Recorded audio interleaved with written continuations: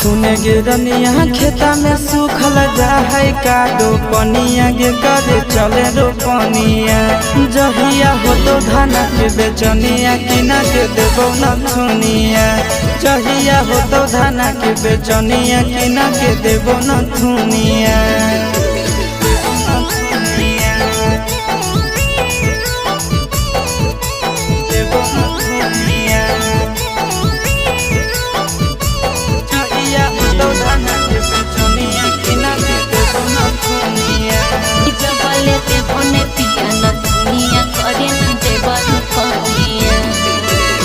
बड़की गोतनिया करे बैठी के आराम हो